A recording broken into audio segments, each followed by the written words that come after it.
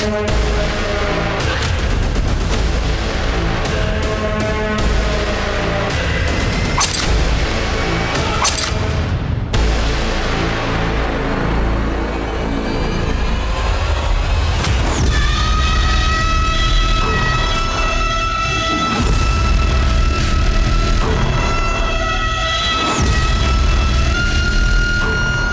News चाहिए? बस 3 घंटे इंतज़ार करो, गड़े मुर्दे उखड़ने वाले हैं आज।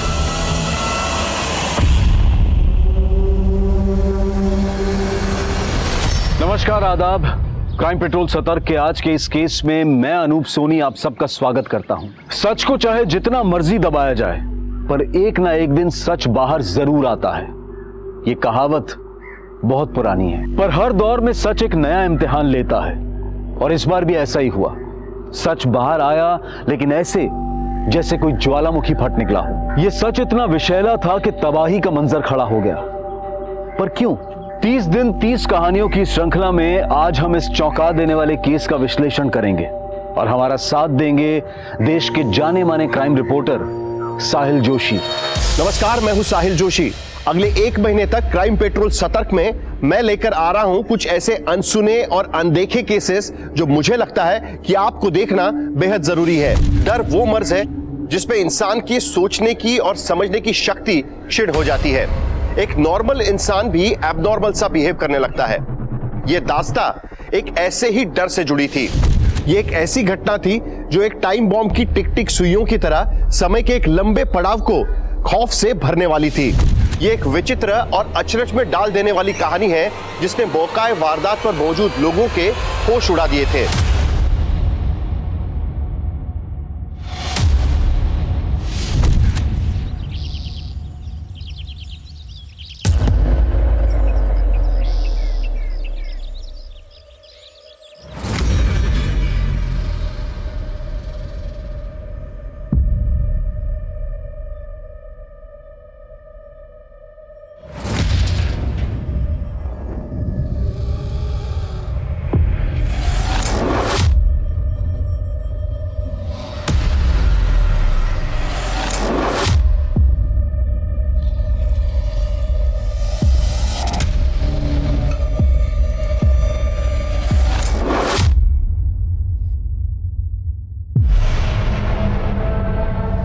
व्योमा, डेस्क पे मेरी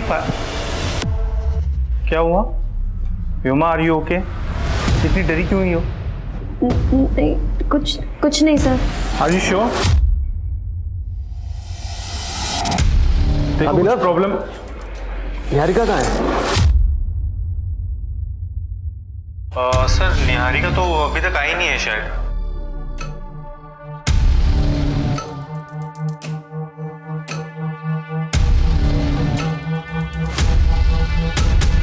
रिकॉर्डिंग तो अच्छी हुई है, पर निहारिका ही नहीं दिख रही। कोई नहीं, कल देखते हैं उसको।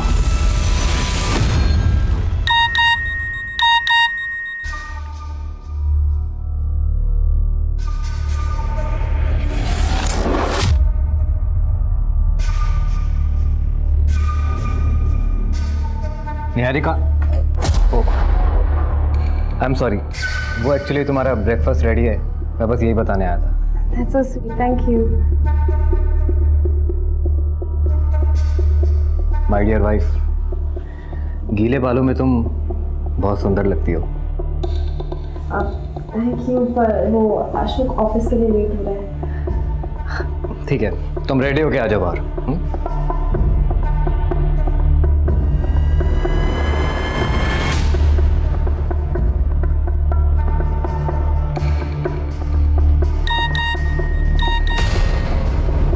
मुझसे ना मिलके तुमने मेरी इंसल्ट की है संजना। अगर मिलना ही नहीं था तो इतना भाव क्यों दिया?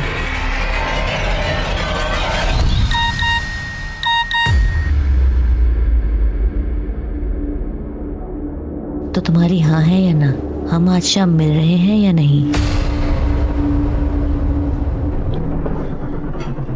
माँ, सौरभ मुझसे जवाब मांग रहा है। कौन सौरभ? माँ, मैंने आपको बताया था ना कि मैट्रिमोनियल सेट में मैंने एक लड़के को पसंद किया है, वही सौरभ। वो मुझसे मिलना चाहता है, उसके बाद मैं आपको उससे मिलवा दूंगी। मुझे नहीं मिलना किसी सौरभ से। ये इंटरनेट वाले लड़कों पे ना मुझे बिल्कुल भी भरोसा नहीं है। ये टिफिन ले और ऑफिस जा। माँ, आप बहुत ज्यादा सोच रहे हो। माँ, क्या प्रॉब्लम है? जाने दो ना मिलने के लिए। और वैसे भी दी के लिए लड़का तो आप ढूंढ नहीं पा रहे। और सौरभ पसंद है ना, तू जा मिल के आ, जा। तू चुप कर। देख बेटा, मैं तेरा रिश्ता किसी अरे गरे लड़के से नहीं करा सकती। तू ना सौरभ को मना कर दे। मैं तेरे लिए बहुत अच्छा रिश्ता लेके आऊंगी।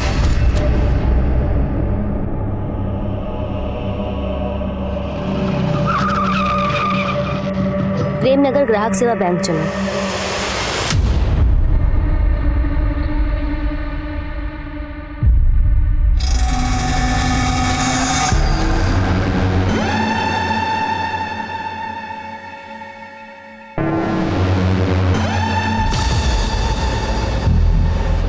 व्योमा, तेरा टिफिन रेडी है और याद से तू खाना खा लेना और दवाई भी याद से ले लेना, ठीक है?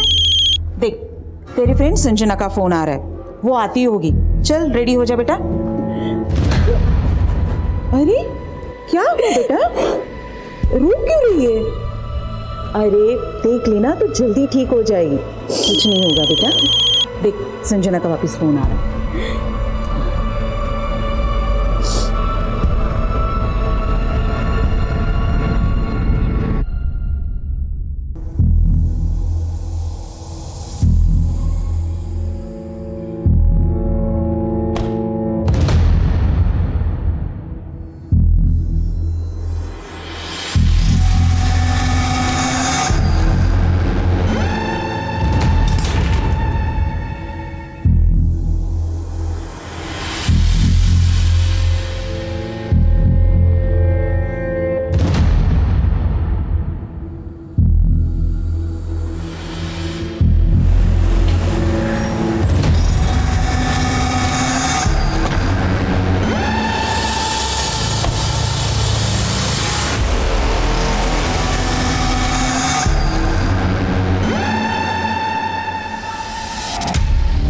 देवेंद्र, वो रामनगर में जो नया एटीएम खुला है, प्रॉब्लम आई उसमें?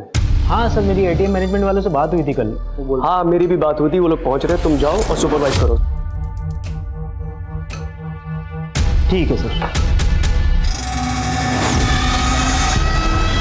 सर, मुझे पता करना है कि आपके बैंक का लॉकर सेफ है या नहीं। श्योर। आपका अकाउंट है हमारी ब्रांच में? नहीं, अभी खोल लेते हैं। ये सिक्योरिटी, जाओ। अरे सब लोग अपने हाथ ऊपर करो, अपने हाथ ऊपर करो। क्या चाहिए? कोई हिलेगा नहीं।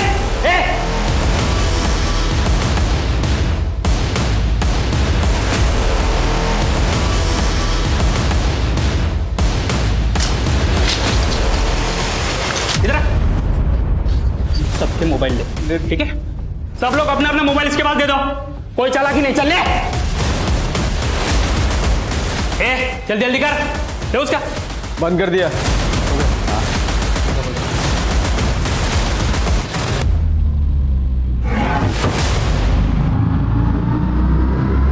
ये क्या कर रहा है?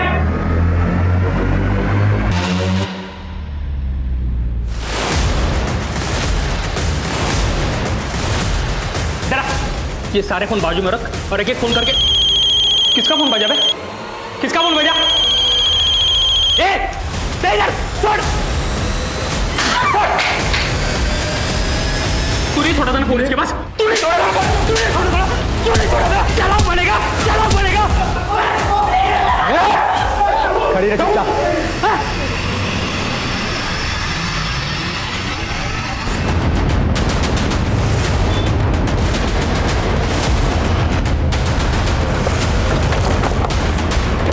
साहब, अंदर से गोली चलने की आवाज आई थी। अटैकर्स कितने लोग अंदर? साहब ये तो नहीं मालूम, लेकिन इतना देखा था कि उन लोगों ने गार्ड को गोली मार दी, फिर उसे बाद में उसे अंदर खींच लिया।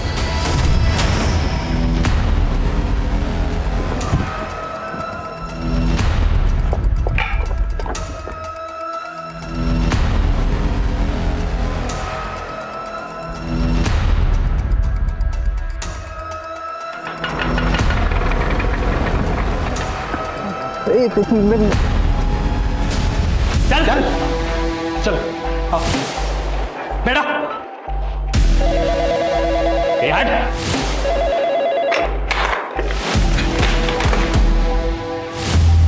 सर लैंडलाइन भी कट कर दिया और बाकी सारे स्टाफ का फोन भी स्विच ऑफ आ रहा है। सुबह जब तुम बैंक से निकले थे उस वक्त बैंक के अंदर कितने लोग थे? सर 2-4 कस्टमर थे और बैंक का स्टाफ था सर बस। बैंक के पूरे स्टाफ के नाम और नंबर ले लो। सर। पंकज सर, हमारी पूरी टीम को इस बात का ख्याल रखना है कि उन्हें हमारी एक्टिविटीज के बारे में कुछ भी पता नहीं चलना चाहिए। जो भी करना है छुप के करना है सर। और बैंक की सेंट्रल ब्रांच से कांटेक्ट करो, उनसे पता करो कि हमें बैंक के अंदर का सीसीटीवी एक्सेस मिल सकता है क्या। Yes sir. प्रियंका बैंक के बाहर जो ये सीसीटीवी है इससे हमें ये पता चल सकता है कि सुबह बैंक के अंदर कौन कौन लोग गए होंगे। इस सीसीटीवी की फुटेज अरेंज करो तुरंत। सर।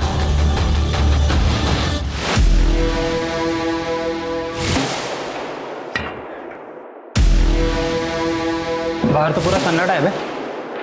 चाय की टपरी है, चाय वाला लगाए। पक्का पुलिस आई है।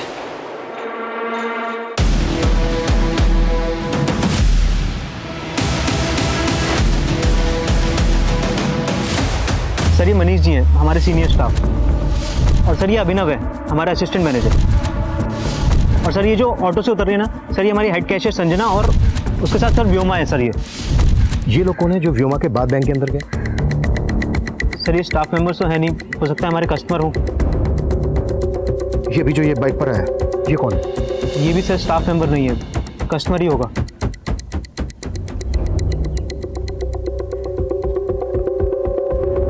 प्रियंका ये बाइक यही है, इस बाइक की डिटेल पता करो और बैंक के अंदर जाने वाले हर आदमी की डिटेल पता करने की कोशिश करो। सर ये हमारे सीनियर मैनेजर प्रमोद जी की कार है और उनके साथ ही निहारिका है।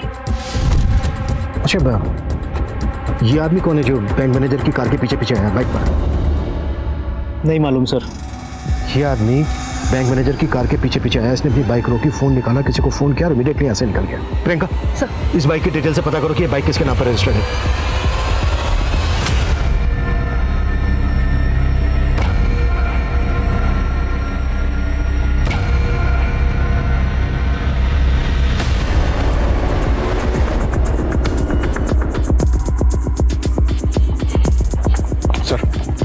सेंट्रल ब्रांच से पता किया, यहाँ के सीसीटीवी ऑफ किए गए। बंद होने से पहले की फुटेज मंगवाई? जी हाँ सर, वो मुझे मेल करने वाले। अबे साला पक्का पुलिस है बाहर, मैंने देखा एक को। अब क्या करें कुछ सोचते कुछ। ये सोचने की जरूरत नहीं, ये लड़कियां बचाएंगी हमें, उनके आबरू का कफन ओढ़ के निकलेंगे। क्यों मैडम दर्द हो रहा है? थोड़ा दर्द दो थोड़ा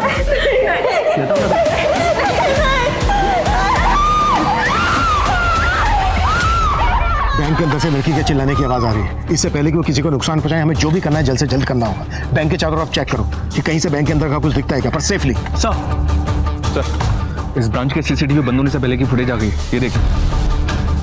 फुटेज देख के तो यही लग रहा है कि अटैकर सिर्फ दो ही हैं। इन्होंने गार्ड को गोली मार दी है और वो भी जिंदा नहीं बचा। जी सर। सेंट्रल ब्रांच से एक बात और पता चली सर, पिछले 2 दिन से इस ब्रांच का पैसा वहाँ पे जमा नहीं हुआ। हाँ सर, कल के कलेक्शन के बाद हमारे ब्रांच मैनेजर प्रमोद जी ने मना किया था पैसे ना भेजने के लिए। अमाउंट काफी बड़ा है, इतना पैसा यहाँ रखना सही होगा? हमने कल का पैसा भी नहीं भेजा था। अरे वो ना कुछ कस्टमर्स की रिक्वेस्ट आई थी, उन्हें हैवी विड्रॉल करना कल इसलिए बोले। एंड डोंट वरी, किसी को नहीं पता हम यहाँ पर इतना कैश रखते हैं। It's okay, do it. Okay sir. और सर नियम तो ये है कि ब्रांच मैनेजर ही बैंक खोलेगा, लेकिन हमारे मैनेजर तो उस गेट कीपर को भी चाबी देके रखते थे डेली बैंक खोलने के लिए। क्यों हमें टॉर्चर कर रहे हो तुम? तुम्हें पैसे चाहिए ना? बैंक में 4 करोड़ रुपए रखा है, जितना चाहिए ले जाओ। अबे बार बार बोल रहा है पैसे लेके जाओ, पैसे लेके जाओ। बाहर पुलिस खड़ी है, पैसे लेके जाओ। है तेरे पास कोई प्लान है? सर बैंक मैनेजर प्रमोद ने पर्पसली 2 दिन तक ब्रांच का पैसा सेंट्रल ब्रांच में जमा नहीं किया और वो ब्रांच की चाबी को भी सिक्योरिटी गार्ड के पास रखता था। कहीं ऐसा तो नहीं इस सब में उसका इन्वॉल्वमेंट है? हो सकता है, लेकिन पंकज रॉबर्स का पहला टारगेट होता है लूट कर भाग जाना। लेकिन यहाँ पर तो रॉबर्स ने बैंक के अंदर अपने आप को बंद कर लिया है। क्या मकसद होगा इसका? हो सकता है सर बैंक के अंदर जो लोग मौजूद हैं उनको लूट के बाद ह्यूमन शील्ड बनाकर भागने की कोशिश हो। प्रेमनगर के ग्राहक सेवा कोऑपरेटिव बैंक में गोलियां चल रही हैं। एक ऐसे ही गोली का शिकार हुआ है बैंक का security guard Sumit Verma. Bank के अंदर कई मासूम फंसे हैं जिनकी जान खतरे में है। अंदर हमलावर कितने हैं, उनके पास किस तरह के हथियार हैं, पुलिस गेस नहीं कर पा रही। क्या यह वाकई कोई एंटी सोशल अटैक है जो लोकल पुलिस एटीटी को संपर्क कर रही है? या हमलावर लूट और डकैती के इरादे से आए हैं? हमलावरों की गोली पर आखिरकार किसका नाम लिखा है? करोड़ों का माल और कई जाने ताक पर है। आने वाला समय एक भारी तबाही का अंदेशा दे रहा है। जैसा कि आप देख सकते हैं, बैंक के बाहर से हम आपको बिल्कुल लाइव फुटेज दिखा रहे हैं। बैंक के बाहर फायरिंग भी सुनाई दी गई है। पुलिस कर्मी का यहाँ पे जमावड़ा लगा हुआ है।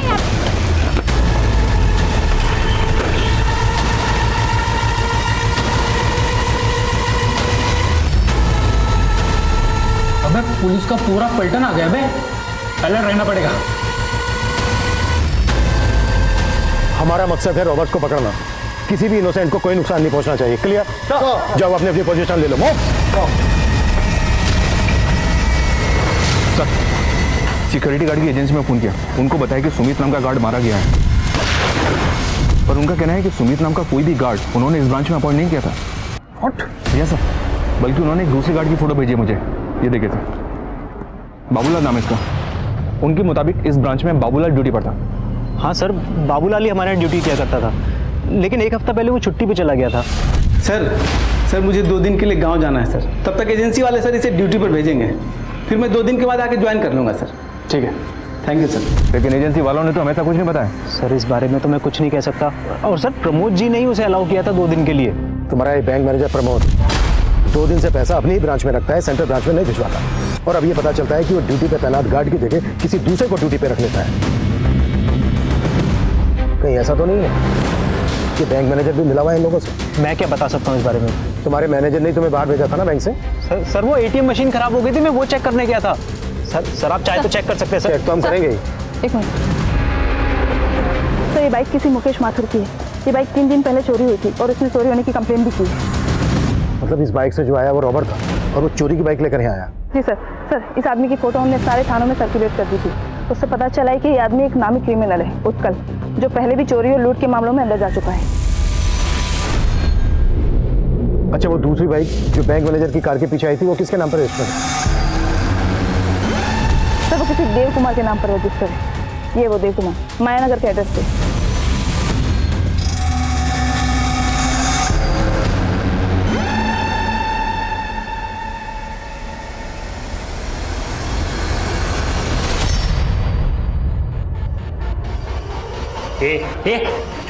इनकी सांस फूल रही है।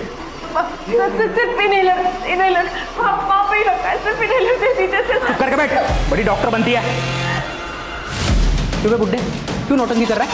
प्रॉब्लम हमको इनहेलर दे दो ना। अबे चुप! कौन सा? अबे तेरी तो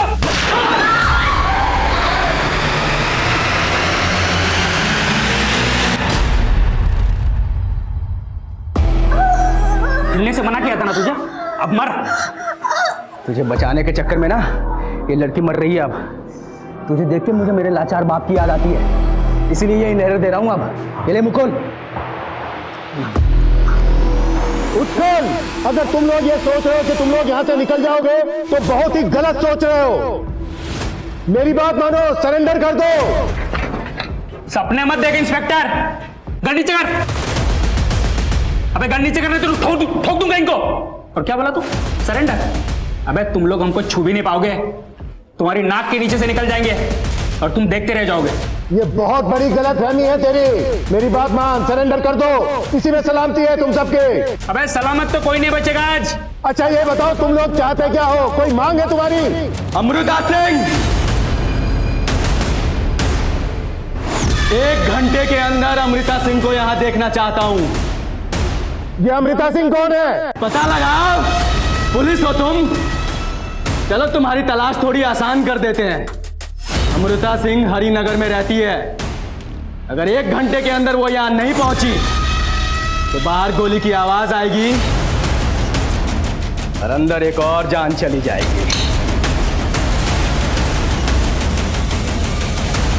अभी पता चला है कि रॉबर्ट्स ने पुलिस से किसी हरिनगर निवासी अमृता सिंह को बुलाने के लिए कहा है। पुलिस भी हैरान है कि रॉबर्ट्स के आखिर मंसूबे क्या हैं? क्या ये कोई बैंक रॉबरी है या फिर अंदर लोगों को हॉस्टेज बना के रखा हुआ है? कौन है ये अमृता सिंह और उसका इस केस से क्या लेना देना है? इन सभी सवालों के जवाब खुद पुलिस वालों के पास भी नहीं है।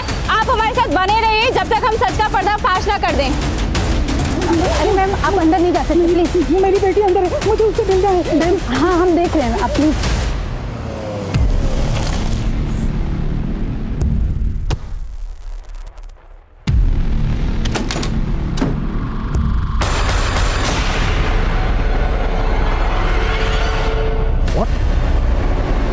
बाबूलाल का मर्डर।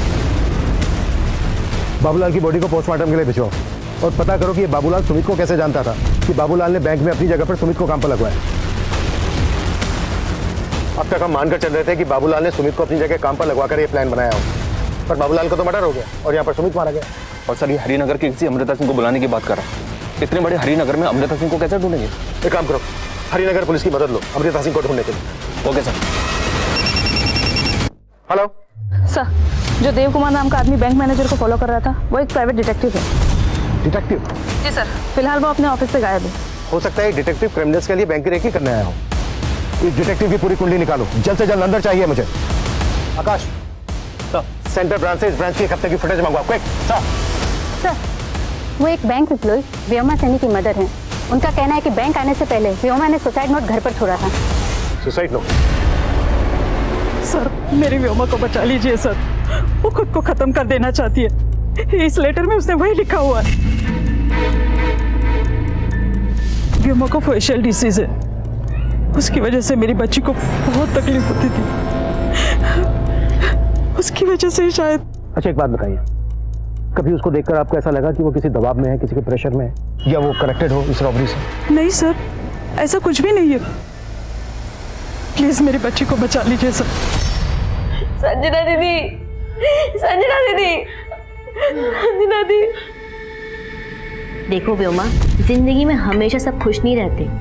हम सबकी लाइफ में कोई ना कोई प्रॉब्लम्स है। मैं जानती हूँ, पर जब मेरा शरीर ही मेरा साथ नहीं दे रहा तो। मनीष सर को देख रही हो? उनको अस्थमा है, उनका शरीर भी उनका साथ नहीं दे रहा है, और वो तो भी अपना एक जवान बेटा भी खो चुके हैं, लेकिन फिर भी जिंदगी से लड़ रहे हैं, है ना? और प्रॉब्लम्स तो मेरी।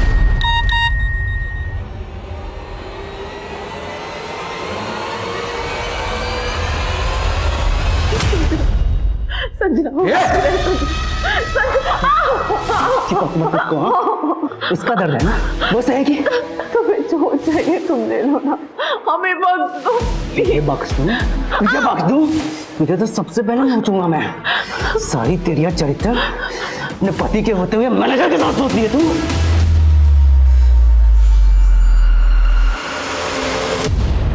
सुनिए, रेखा के साथ अफेयर तो नहीं आपका?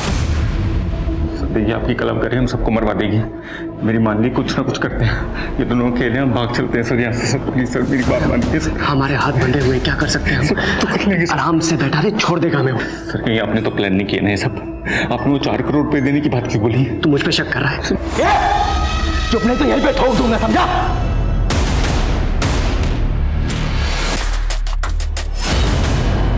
अमृता सिंह क्यों नहीं आया अब तक? हरिनगर पुलिस से मेरी बात हुई। हरिनगर में आज सुबह ही अमृता सिंह नाम की एक लेडी का मर्डर हुआ है। What?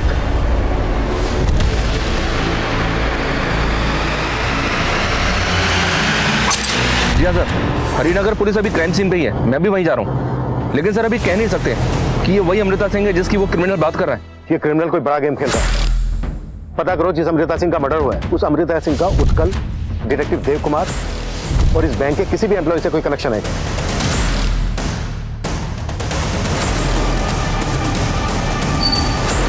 Sir sir sir sir sir sir Sanjana मेरी बहन ये बैंक में काम करती है। प्लीज ठीक है, एक बार साहब से मिलवा दो प्लीज प्लीज सर। सुबह जब अमृता का मर्डर हुआ उस वक्त घर पे कोई और नहीं था। अमृता का हस्बैंड दिल्ली में है। हमें इस घटना की जानकारी इनके यहाँ काम करने वाली मेड ने दी। बहुत ही ब्रूटल मर्डर है।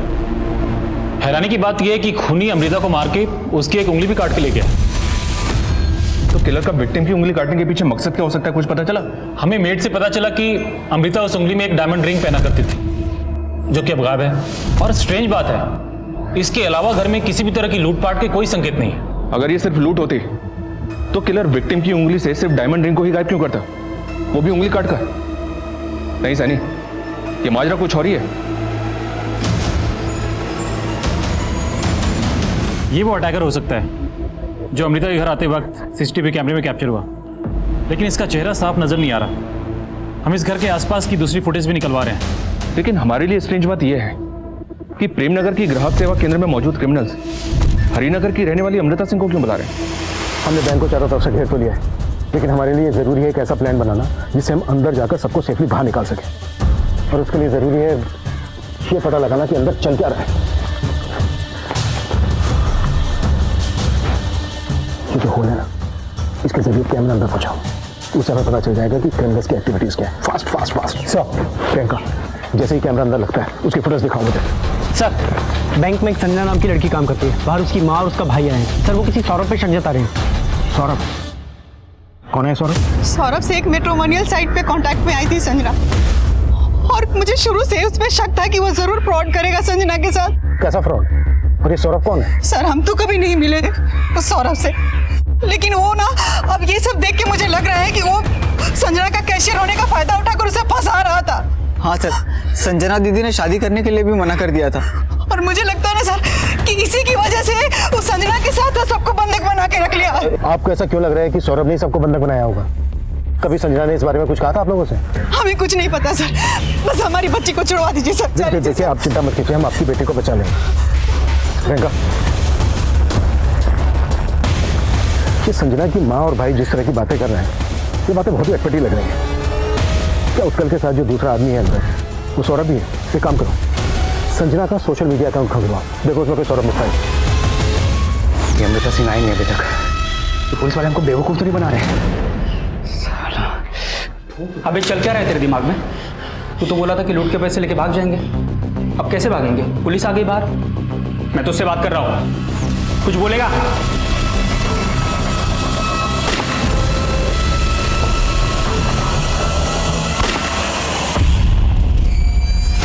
स्मार्ट बनने की कोशिश मत कर इंस्पेक्टर, वरना सब मरेंगे। देख, मेरे हवलदार पे गोली चला के तूने अच्छा नहीं किया। तू ये बोल चाहता क्या? क्या मांग है तेरी? बता तो दिया है कहाँ अमृता सिंह?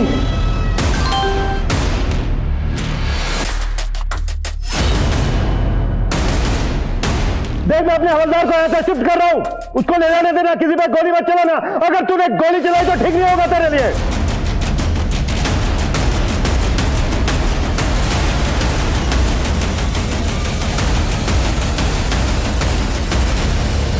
सर, उस फुटेज में जो आदमी नजर आ रहा है उसी ने अमृता सिंह का मर्डर किया है। एक बात और पता चली है सर, 10 साल पहले तक ये अमृता सिंह ग्राहक सेवा बैंक में जॉब कर रही थी। तो ये क्रिमिनल हमसे उसी अमृता सिंह को बुलाने की बात कर रहा था जिसका आज सुबह मर्डर हुआ। अमृता को मारने वाला ये आदमी है कौन? मैं पता लगवा रहा हूँ सर। अमृता का हस्बैंड भी दिल्ली से आ गया है। मैं और हरिनगर पुलिस, हम दोनों से इंक्वायरी कर रहे हैं।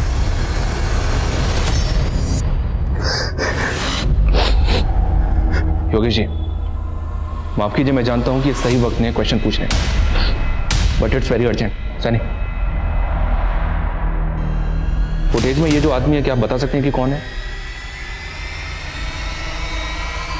ये तो क्या हुआ? आप चुप क्यों हो गए? साफ साफ बताइए, कैसे जानते हैं आप इस आदमी को? बोलिए। अच्छा, जिस कैमरे को गोली लगी थी उसकी फुटेज दिखाओ मुझे। गोली लगने से पहले कुछ तो रिकॉर्ड हुआ होगा।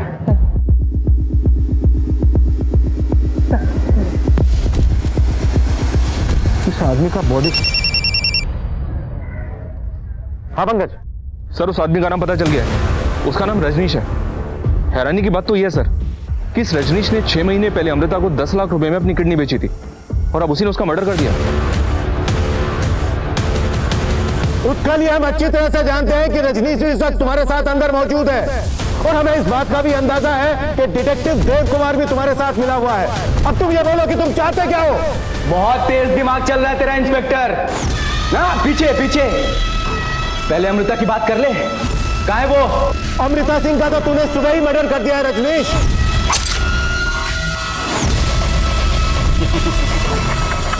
पता चल गया तुम्हें? बहुत अच्छी बात है। अब सुजीत सिंह का पता लगा। सुजीत सिंह? 15 मिनट है तुम्हारे पास। अगर सुजीत सिंह नहीं मिला ना तो यहां और जाना जाएंगी। Yes sir. अमृता सिंह इस बैंक में 10 साल पहले काम करती थी, और अब ये क्रिमिनल्स किसी सुजीत सिंह की बात कर रहे हैं। हो सकता है सुजीत सिंह भी इस बैंक से कनेक्टेड हो। तुम जानते हो किसी सुजीत सिंह को? सुजीत सिंह सर, एक सुजीत सिंह हमारे बैंक की सीनियर पोस्ट पे काम करते हैं और उनके अंडर में इस एरिया की 16 ब्रांचेस आती हैं सर। इस सुजीत सिंह का एड्रेस और नंबर दो मुझे जल्दी। सर, ये सुजीत सिंह का एड्रेस और फ़ोन नंबर तो मेरे पास नहीं है, लेकिन ये सारी इन्फॉर्मेशन आपको बैंक की सेंट्रल ब्रांच से मिल जाएगी सर। सेंट्रल ब्रांच में फ़ोन करो। डिटेक्टिव देव कुमार पकड़ा गया। अरे मैंने कुछ नहीं किया। अरे साहब, मेरा इस रॉबरी से कोई लेना देना नहीं है। सब वो प्रमोद है ना, बैंक मैनेजर, उनकी बीवी ने मुझे ये सब करने के लिए कहा था।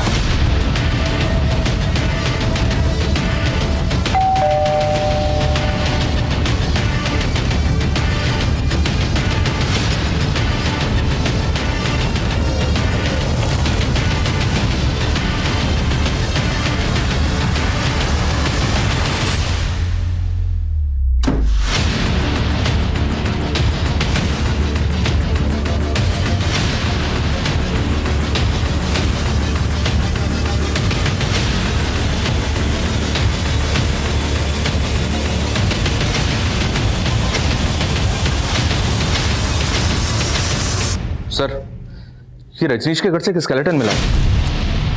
What? आस पड़ोस से भी पता नहीं चल रहा है कि स्केलेटन किसका होगा। स्केलेटन को बिल्कुल लड़की की तरह सजाया हुआ है। एक बात बोलो सर, स्केलेटन की उंगली में वही डायमंड रिंग पहनाई हुई है जो अमृता की उंगली से काट के निकाली गई थी। पक्का रजनीश ने कई और भी मर्डर किए होंगे। अब शायद हमें यह भी सुनने को मिले कि अगला मर्डर इसने सुजीत सिंह का किया। एक काम करो, इसका बैकग्राउंड अच्छे से खंगालो और ये भी पता करो कि इसके घर में स्केलेटन किसका है। Okay okay sir. Sir, Devendra ने हमें जी सुजीत सिंह के बारे में बताया था, मेरी उनसे बात हुई है, वो जिंदा है सर। लेकिन अभी तक हमें ये श्योर नहीं है कि वो किस सुजीत सिंह को यहाँ बुला रहा है। आई होप किसी दूसरे सुजीत सिंह का मर्डर ना हो। फिलहाल इस सुजीत सिंह को यहाँ बुला लो। मैडम, वो डिटेक्टिव मैंने अपने पति की जासूसी करने के लिए हायर किया था। उसका इस रॉबरी से कोई लेना देना नहीं है। क्या जासूसी कर रही थी आप अपने पति की? क्योंकि मुझे शक है कि प्रमोद का उनकी कुलीग निहारिका के साथ अफेयर चल रहा है।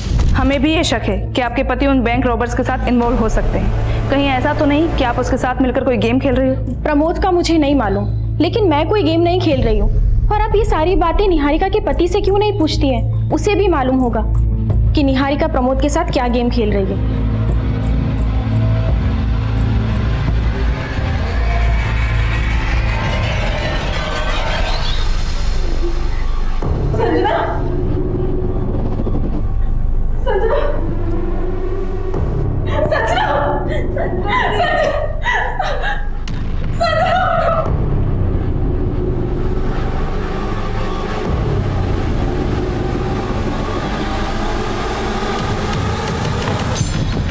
सुजीत सर जी। सर, मैं देवेंद्र, मैं इसी ब्रांच में काम करता हूँ। आइए सर, एक सेकंड आइए। Sir Sujit Singh ji sir.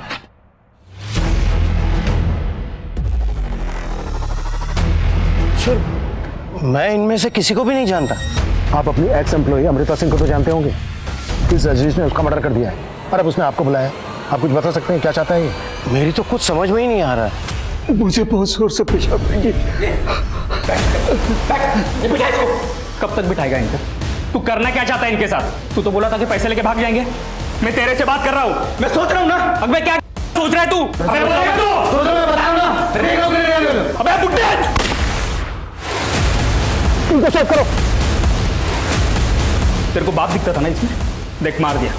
अब मेरी बात का जवाब दे, तू पैसा लेके भागा क्यों नहीं? रजनीश, उत्कल, मैंने मना किया था ना गोली चलाने के लिए, फिर क्यों चलाई गोली? अब एक एक करके सब मरेंगे इंस्पेक्टर। बता सुजीत सिंह कहाँ है? तूने कहा था ना सुजीत सिंह को बुलाने के लिए, हमने बुला लिया सुजीत सिंह को। सुजीत सिंह इस बैंक के एरिया मैनेजर है, तुझे उन्हीं से बात करनी थी ना।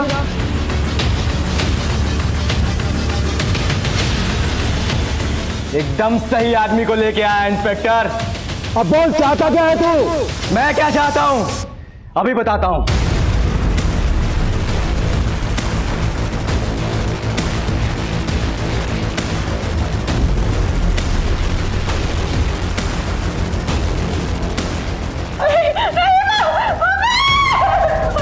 सुजीत सिंह, ये चीख सुनाई दी किसकी है?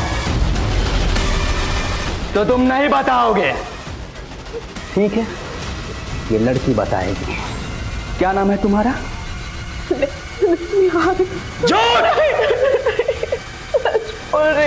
जब बैंक में नौकरी ली थी तो फॉर्म में बर्थमार्क क्या भरा था तुमने?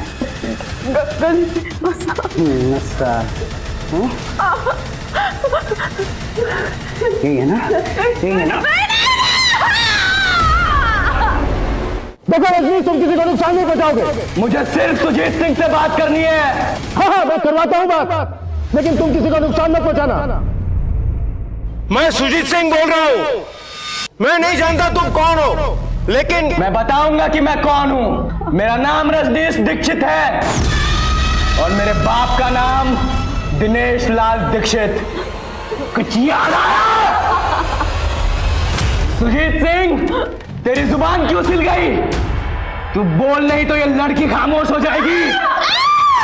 बस रजनीश, बस।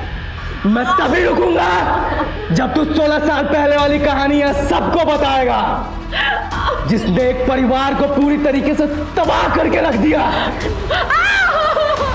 बताता हूं, मैं सब बताता हूं।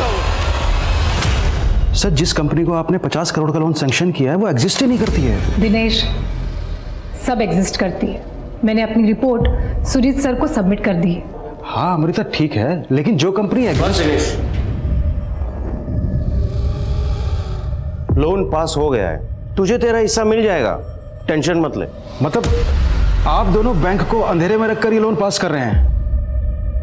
मैं सेंट्रल ब्रांच के जीएम से आप दोनों की शिकायत करूंगा। आप दोनों सस्पेंड हो जाएंगे, जेल में जाएंगे, और जेल में जाके जब चक्की पीसेंगे ना तो समझ में आएगा कि फ्रॉड का मतलब होता क्या है। और हम क्या करेंगे पता है?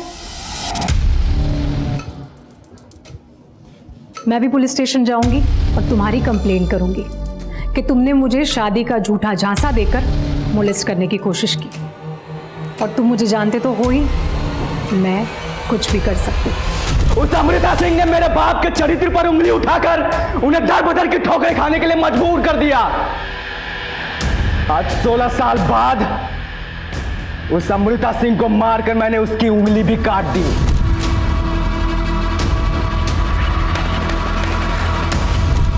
सोलह साल से मेरा परिवार जो दर्द झेल रहा है ना, आज उसका हिसाब होगा। तुम दोनों के दिए हुए घाव ने मेरे बाप की जान ले ली, मैं आज उसका बदला लूंगा। जब तुझे अमृता को मारना ही था तो तूने उसे अपनी किडनी डोनेट क्यों की? और कितने लोगों को मारा तूने? और तेरे घर पर जो स्केलेटन है वो किसका है? उसका जवाब देगी ये लड़की। रॉबर्ट इस वक्त सुजीत सिंह के साथ इंगेज है। ये सही वक्त है बैंक के अंदर दाखिल होने का। देवेंद्र का सर, देवेंद्र मुझे जल्दी से बताओ बैंक के अंदर क्या चीज कहाँ पर है? सर, जब हम ब्रांच में एंटर करेंगे तो राइट साइड में कैश काउंटर है, और सर लेफ्ट साइड में लॉकर का गेट है, और सर सामने की तरफ मैनेजर्स केबिन है, और एंड में सर टॉयलेट है। और एक मिनट, टॉयलेट कहाँ पर है? सर बिल्कुल लास्ट में। बोल, तेरा नाम क्या है? नाम निहारिका है। असली नाम बता। प्रीति है मेरा। अपने बाप के नाम के साथ बता।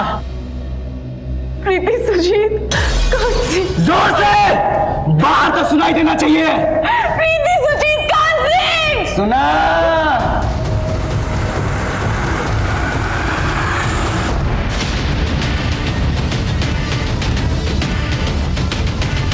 सुजीत सिंह, बता कौन है असली निहारिका?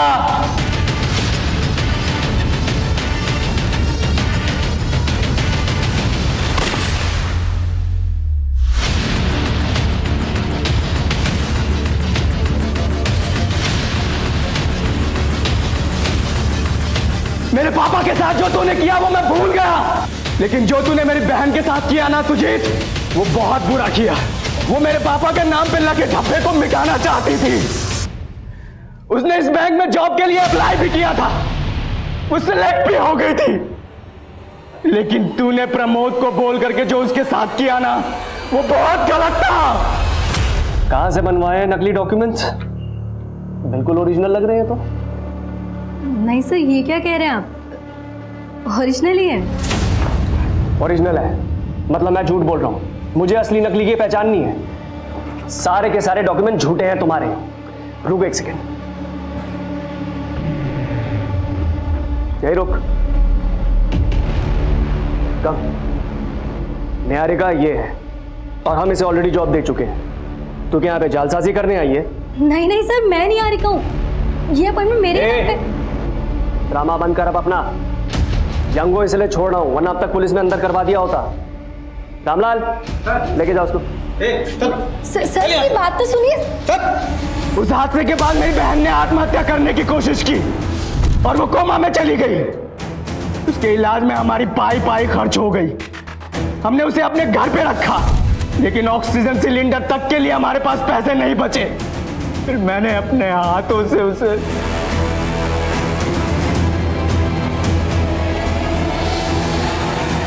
मैं पिछले 1 साल से अपनी बहन के लाश के साथ जी रहा था। फिर मैंने तय किया मैं इन सब का बदला लूंगा। मैंने अमृता को ढूंढ निकाला। फिर मुझे पता लगा उसे किडनी की जरूरत थी और मुझे पैसों की। वो नहीं जानती थी कि मैं दिनेश दीक्षित का बेटा हूं। मैं उसका मसीहा बना और मैंने अपनी किडनी दी, बदले में 10 लाख रुपए लिए। उसी पैसे से मैंने सुजीत तुझसे और तेरी बेटी से अपना गुनाह कबूल करवाने का प्लान बनाया। सुमित और उत्कल पैसों की वजह से मेरे साथ आ गए। फिर मैंने बाबूलाल की जगह सुमित को दिलवाने के दिमाग लगाया और बाबूलाल को भी लालच दिया। मेरे कहने पर ही बाबूलाल ने सुमित को यहां बैंक में लगवाया। फिर मैंने बाबूलाल को भी खत्म कर दिया।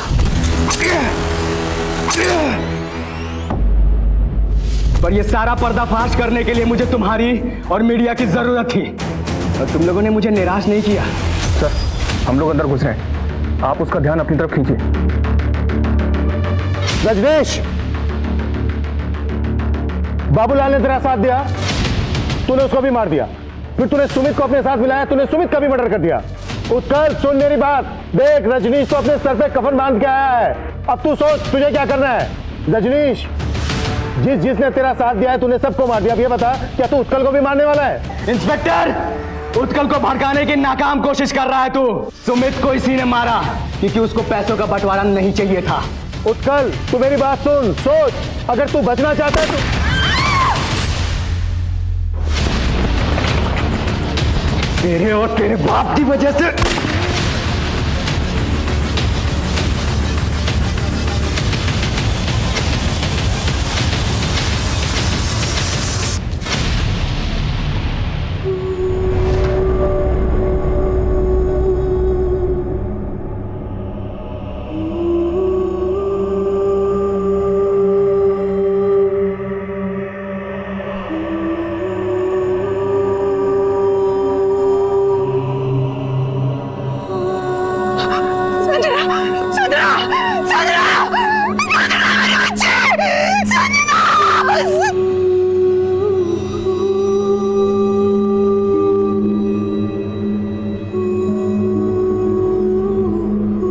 जब भी कोई जुर्म छिपाया जाता है तब वो कभी ना कभी इसी लावे की तरह फटता है। ये भी एक ऐसी सनक का अंजाम था जिसने पुलिस के पसीने छुड़वा दिए। लेकिन सोचने वाली बात यह है कि आखिरकार रजनीश दीक्षित को यह सब करके क्या मिला।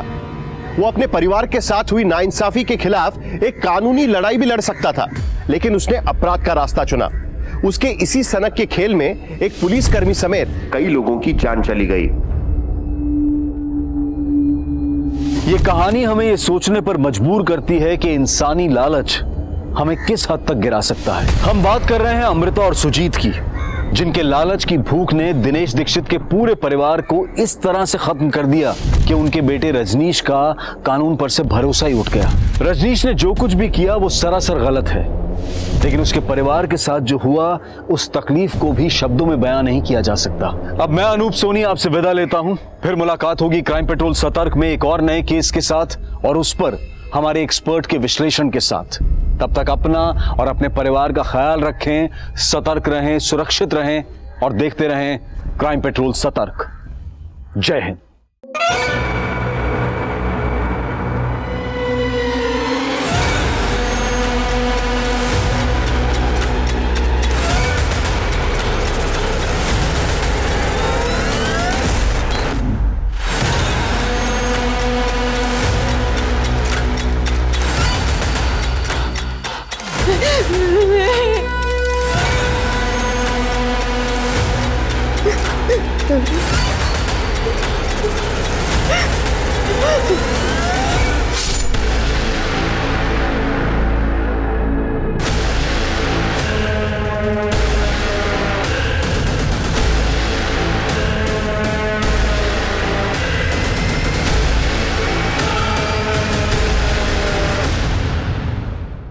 नमस्कार, आदाब।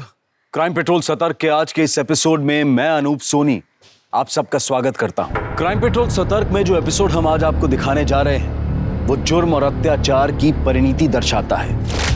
हर धर्म में एक बात जरूर कही गई है, खुद से कमजोरों की हिफाजत करना। लेकिन हम अपने आसपास क्या देखते हैं? कमजोरों पर जुल्म, उनके खिलाफ घिनौनी साजिश। औरत बेशक शारीरिक रूप से मर्दों से कमजोर होती है, लेकिन भावनात्मक और सहनशीलता के मामले में वो मर्दों से कहीं आगे है। औरत से जुड़े अपराधी घर घर में मौजूद हो, चाहे वो पति जो लड़का पैदा करने के लिए पत्नी को मारता हो, चाहे वो सास जो दहेज के लिए बहू को तंग करती हो, चाहे वो बाप जो बेटी को पढ़ने से रोकता हो और कम उम्र में उनकी शादी कर देता हो। आज का ये केस हर औरत के लिए एक सीख है कि औरत का उद्धार खुद औरत ही कर सकती है। इसलिए खुद के खिलाफ होने वाले हर जुल्म के लिए आवाज उठाइए।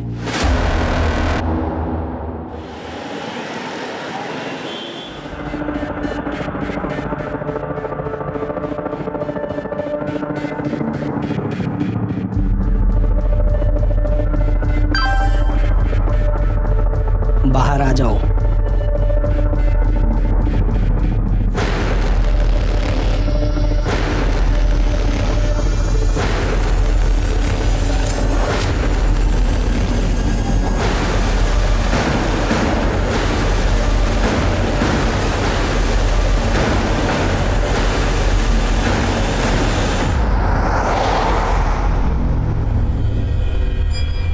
अबे ओ मजनू,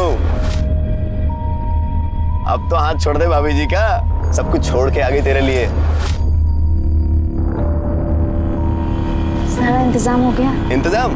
अरे सब इंतजाम हो गया। हम कहाँ जा रहे हैं? अरे बता तो रहा हूँ भाभी जी, मतलब होने वाली भाभी जी, नौकरी की सारी बात हो गई है, घर का भी सारा बात हो गया है, बस तुम दोनों की शादी होना बाकी है। हाँ जल्दी कर लो। हाँ तो वो भी करवा लेते हैं ना। ओ मंगलम भगवान विष्णु मंगलम गरुड़ध्वजा।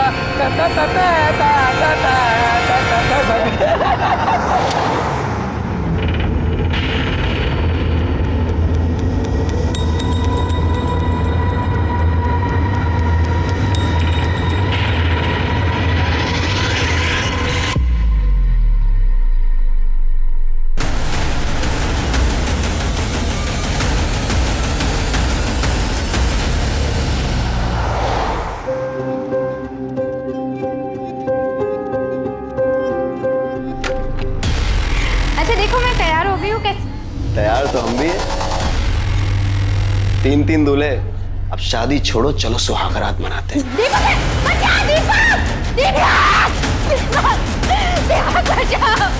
बचाओ नहीं, दीपक फंसाओ। वही तो बेच के गया तुमको हमें। अब पैसा वसूल करने दो, शोर मत मचाओ, समझी तुम? अबे पकड़ उसको, पकड़।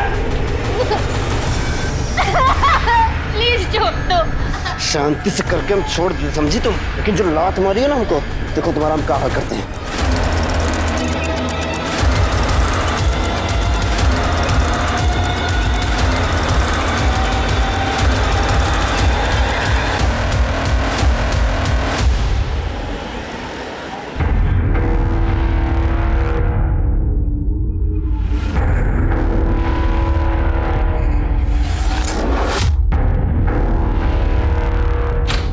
हाँ हाँ सब याद है। आ रहे हो ना? अरे हाँ बाबा, आ रहा हूँ मैं। हाँ बस निकल ही रहा हूँ।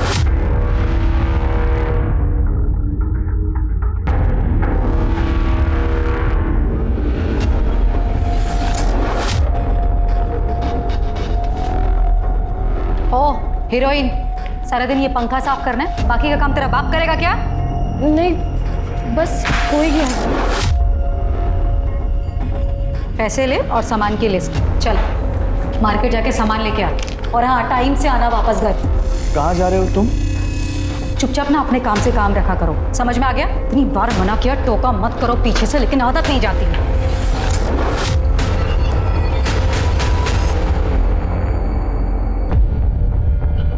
सर मेरा नाम दीपा कुलकर्णी है, मैं एक सोशल वर्कर हूँ। मुझे ये लड़की कल रात को अकेले रोड पर मिली।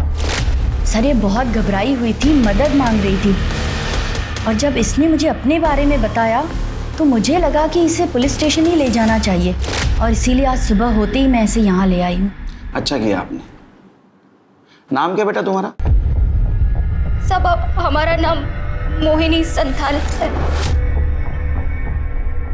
कहाँ की रहने वाली हो? झारखंड तरवा गांव से है। क्या हुआ तुम्हारे साथ? सब हमारे माँ बाप नहीं है, चाचा के घर रहते हैं। एक दिन चाचा बोले मंडी जाना है, धोखे से किसी आदमी को बेचती है। बस आप ही के पास आ रहा हूँ। जी मैडम। ये मैडम जी कौन है? वो तो नहीं मालूम साहब। फिर एक जगह गाड़ी रोके और वो तीनों पेशाब करने के लिए उतर गए और हमको मालूम नहीं था साहब कहाँ जा रहे हैं। बस भागते रहे और शहर पहुंच गए, पर हमको बहुत डर था कि वो हमें पकड़ ना ले। रोड पे हम रोते रहे। फिर ये दीदी आई। तुम बिल्कुल फिक्र मत करो, तुम एकदम सेफ हो। शिरके, मोहिनी को एनजीओ भेजने की तैयारी करो। तृप्ति, इसके चाचा के डिटेल्स, गांव के डिटेल्स सब ले लेना। ये दीदी के साथ जाओ।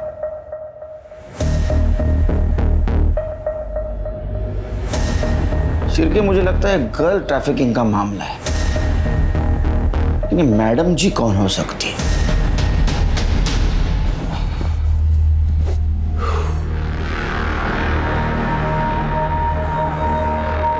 यार वो लड़की आने वाली थी ना, क्या हुआ उसका? नहीं आई। कुछ प्रॉब्लम है तो किसी और को ढूंढना पड़ेगा। क्यों? क्या हुआ उसका? इतने परेशान क्यों हो रहे हो?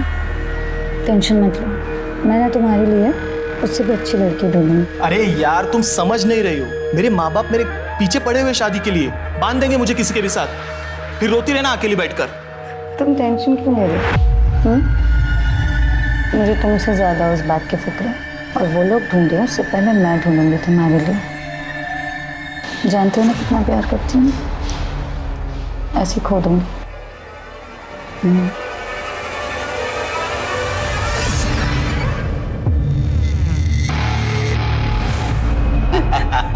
अबे 17 साल के नागपुर पहुंचते ही 1.5 लाख मिलेंगे इसके। नोट गिनने की तैयारी कर ले। अरे हम तीनों ने मजे लिए इसके, काय का फ्रेश।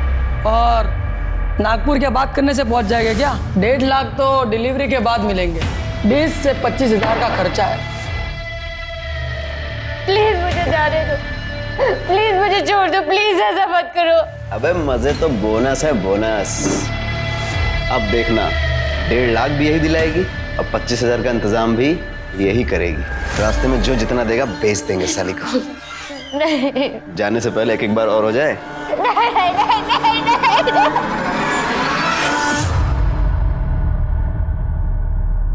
साहब 2 दिन हो गए, हमारी बेटी नमिता की कोई खबर नहीं। कहाँ है, किस हाल में है, हमें कुछ पता नहीं। झूठ क्यों बोल रही हो? सच क्यों नहीं बताती सर को कि लड़की भाग गई है तुम्हारी? हमारी लड़की उस लफंगे दीपक के साथ भागी है। तुम्हें पूरा यकीन है ये उसी लड़के के साथ भागी? हाँ सर, पूरा यकीन है, उस लड़के के साथ ही भागी है। लड़का 2 दिन से गायब है, अपने घर पे नहीं है, और हमें नहीं पता था सर कि ट्यूशन पढ़ने जा रही है। हमें लगता था, लेकिन उसका तो चक्कर चल रहा था। ये गोल खिला रही है ये पढ़ाई लिखाई के नाम पर।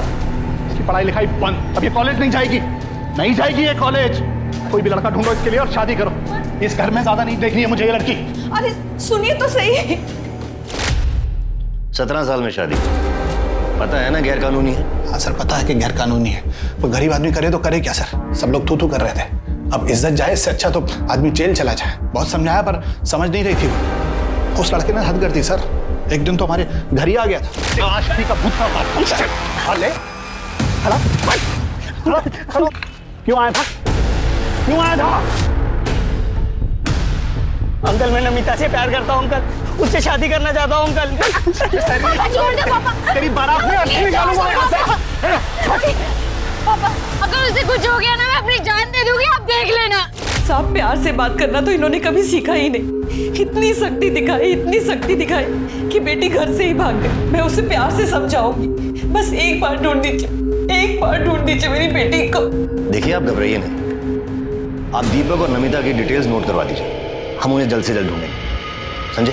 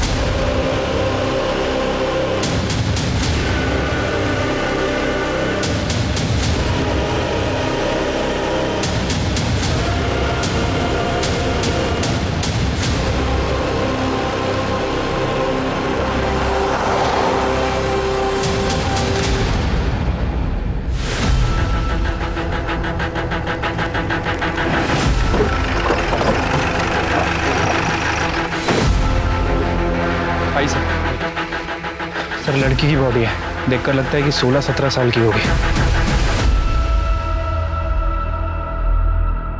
सर जिस तरह से बॉडी की हालत है देखकर लग रहा है कि मर्डर हुए 2-3 दिन हो चुके हैं। पीछे मटन शॉप है, यहाँ का कचरा यहाँ पे फेंका जाता है। सर हो सकता है कि जिसने मर्डर किया उसने जानबूझ के बॉडी को यहाँ पे डंप किया ताकि बॉडी से बदबू ना आए और किसी को मिल ना सके। आज सुबह कचरा फेंकने आया था, उसी ने बॉडी को देखा और हमें फ़ोन किया। सर लड़की के प्राइवेट पार्ट पर ड्राई ब्लड मिला है। सेक्सुअल असॉल्ट या रेप जैसा मामला हो सकता है, पर बॉडी पूरी तरह से सड़ चुकी है, इसलिए ऐसा कुछ कहा नहीं जा सकता। पर सर बाकी बॉडी में चाकू से वार किया गया हो या फिर घाव, ऐसा कोई निशान दिख नहीं रहा है। सर एक मिनट। सर ये देखिए, लड़की का चेहरा थोड़ा विजिबल है और कुछ दिन पहले शास्त्री नगर पुलिस स्टेशन में इसी डिस्क्रिप्शन की एक लड़की की मिसिंग कंप्लेंट आई थी। ये फोटो, माला कोंडे नाम है इसका। कंप्लेंट किसने की थी? सर इसके हस्बैंड ने, श्याम कोंडे ने। उसको आइडेंटिफिकेशन के लिए बोला और कुछ आसपास चेक किया, एविडेंस कुछ को नहीं मिला? आसपास कोई एविडेंस वगैरह नहीं मिला। इससे बात हो गई? हाँ सर, इससे मेरी बात हो गई है। ठीक है, बॉडी को पोस्टमार्टम के लिए भेज दो।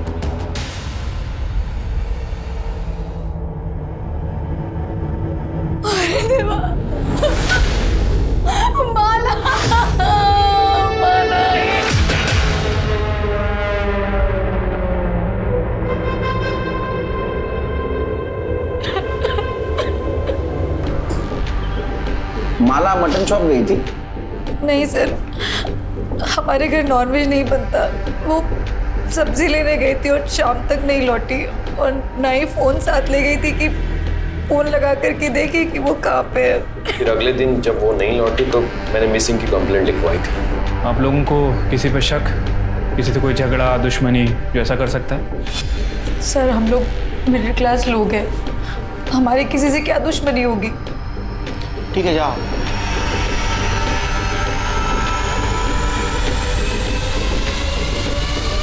पूरा नाटक है सिर के, हाँ ड्रामेबाज है एकदम। देखो ना, किसी ने नहीं पूछा बॉडी कब मिलेगी। कुछ झोल लग रहा है। एक काम करो, माला की डिटेल्स निकालो और एक कोंडे फैमिली की भी डिटेल्स निकालो।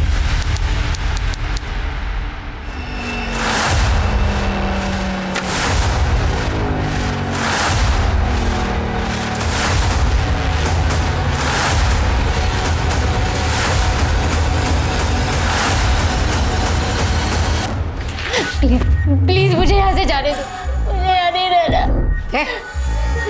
नौटंकी बंद कर अपनी, समझी? पकड़िए कपड़े, नहा धो के तैयार हो जाए। बोला ना एक बार, रोना बंद कर और नहा धोकर तैयार हो जा और आराम कर। अगर भागने की कोशिश की ना तो यहाँ से तो काट के फेंक दूंगी तुझे, समझी?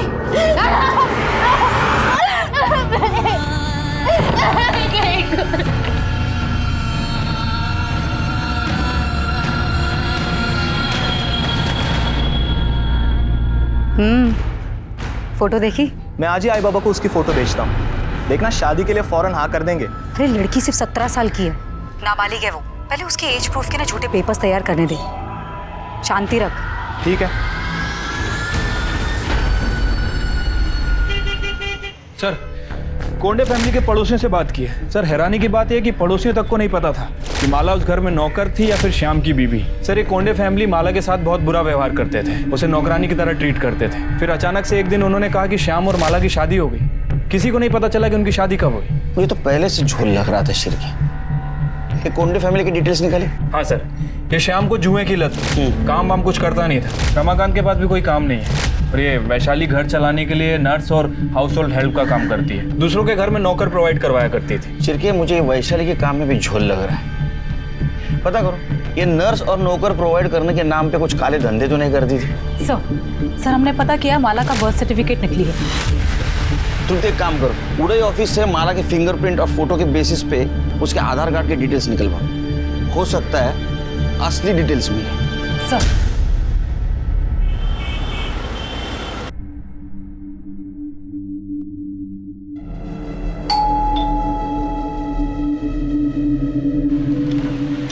नमस्ते। नमस्ते आंटी। आंटी नमिता दीदी कहाँ है? बेटा वो घर पर नहीं है, अपने मामा के घर गई है। कुछ काम था क्या? हाँ आंटी, मैं क्लास में फर्स्ट रैंक लाई हूँ ना, तो मुझे उनको थैंक यू बोलना था। पर मम्मी वो तो घर पर ही नहीं है। कोई बात नहीं बेटा, तो आंटी को दे दे, आंटी नमिता दीदी को दे देगी। देखिएगा नमिता बहुत अच्छी टीचर बनेगी, उसकी तो जिंदगी सफल हो गई। चलिए हम निकलते हैं।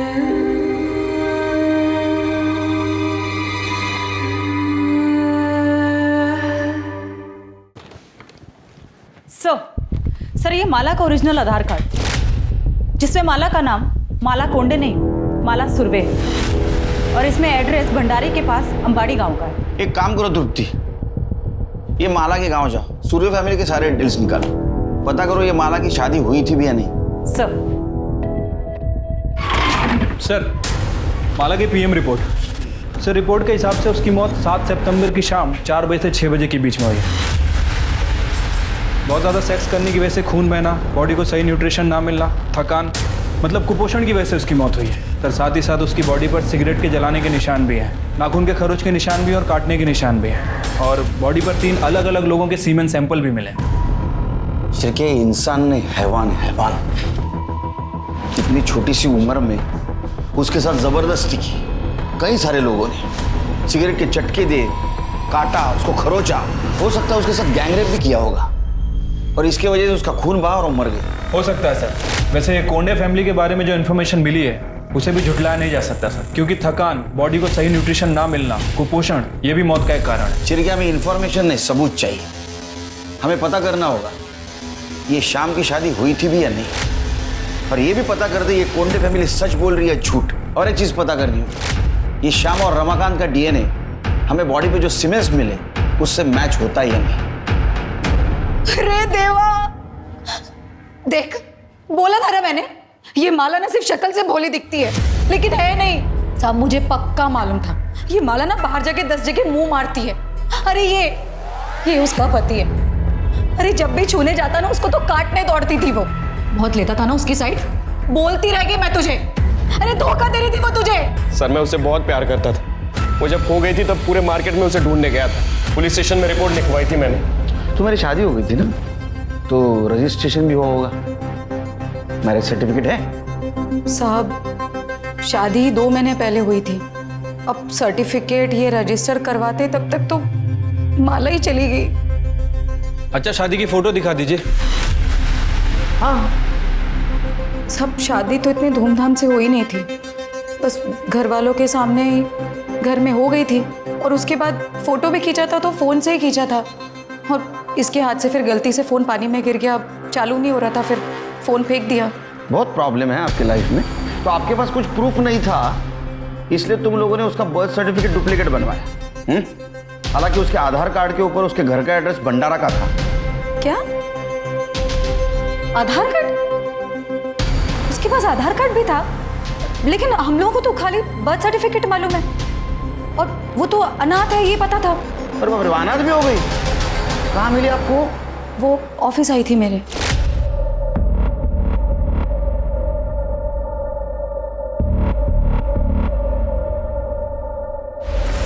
क्या है? इधर आओ। दीदी मेरा नाम है माला, मैं अनाथ हूँ, मेरा कोई नहीं है, कोई काम मिल जाता तो। पढ़ी लिखी हो? ज़्यादा पढ़ी लिखी तो नहीं हूँ, पर झाड़ू पोछा कर सकती हूँ। ठीक है, आईडी में कुछ आधार कार्ड वगैरह कुछ है? फिर मैं देखती हूँ। आधार कार्ड तो नहीं है, पर हाँ जन्म प्रमाण पत्र है। ठीक है, मैं देख लेती हूँ, कुछ होता है तो मैं बताती हूँ।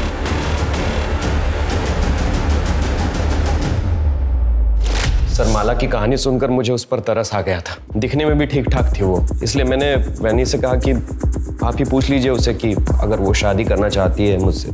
साहब उसने भी मना नहीं किया, हाँ बोल दिया, तो मैंने शादी करवा दी। सच बोल रही है? हाँ ये सच बोल रहे हैं? हाँ ऐसे ही हुआ था। चिरके ये शाम की डीएनए टेस्ट करवा, और रमाकांत का भी। मेरा क्यों? मैंने क्या किया? किसी ने कुछ किया? नहीं मतलब मेरा मतलब है माला तो मेरी बेटी जैसी थी, बहू थी। डर क्यों रहे हो? हाँ चिरके इन दोनों का डीएनए टेस्ट करवा। सिर के ये कोंडे फैमिली का झोल है। वो रमाकांत देखा कितना डरा हुआ था। मुझे लगता है माला से जबरदस्ती प्रोस्टिट्यूशन करवाते थे। हो सकता है सर, लेकिन अगर 1% भी चांस हुआ कि माला एक काम जानबूझ के करती थी पैसे कमाने के लिए, तो सर? नहीं शिरकी, अगर वो जानबूझ के करती थी, इतने पैसे कमाती थी, तो पैसों का क्या करती थी? क्योंकि उसके मौत का एक कारण कुपोषण भी है। उसको ठीक तरह से खाना भी नहीं मिलता था। ये वैशाली के एजेंसी का कुछ पता चला है? ऐसी एजेंसी? हाँ सर, इसकी एजेंसी लीगल है, रजिस्टर्ड भी है। अपने खबरों को अलर्ट कर दो। ये कोंडे फैमिली के सारे डिटेल्स चाहिए मुझे, पास्ट फ्यूचर प्रेजेंट सब। ठीक है सर।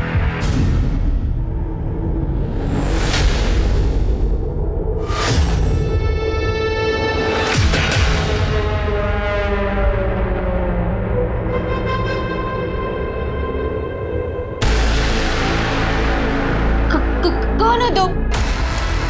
प्लीज मुझे हाथ में लगा, प्लीज।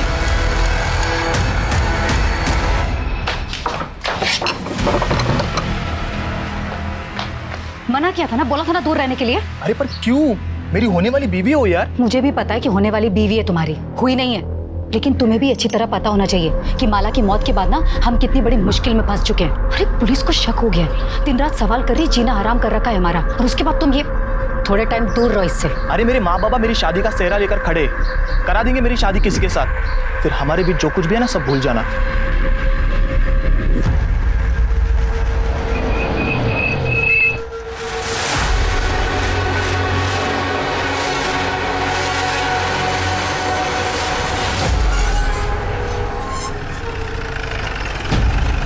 अच्छा सुनो, मैं राम बाबू के यहाँ पे आता हूँ, हैं? ठीक है? आप माला सुरवे के माता पिता सविता सुरवे और हीरानंद सुरवे हैं? नहीं, हम लोग राउत हैं। सुरवे तो वो थे जिनसे 4 महीने पहले हमने घर खरीदा था। तो वो लोग अब कहाँ हैं? पता नहीं। मैडम, सुरवे लोग तो ये गांव छोड़ के कब के चले गए? आप कौन?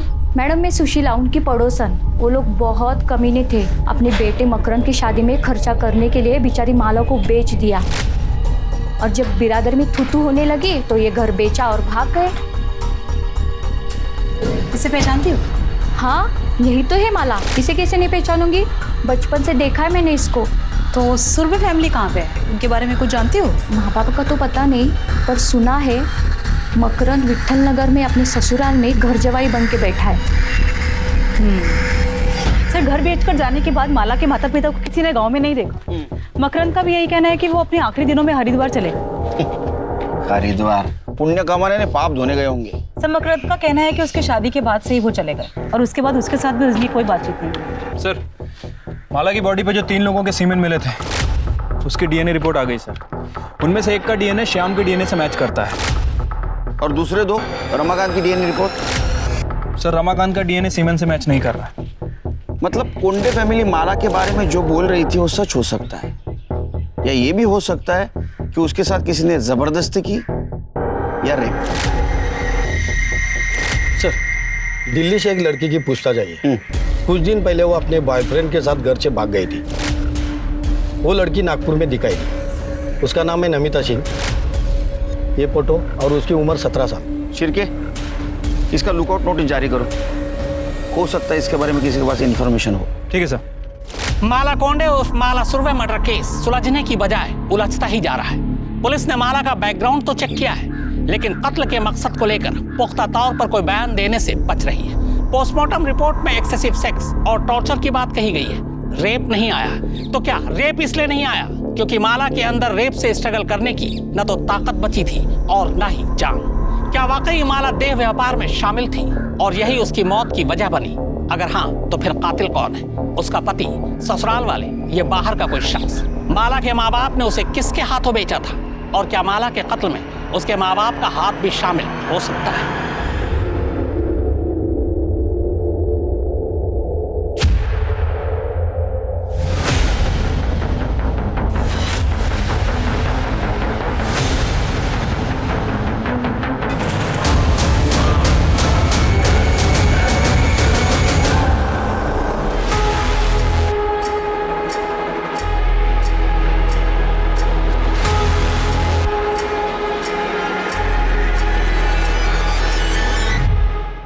तू चाकू देख के डर के भागा और टेम्पो से टकरा है ना?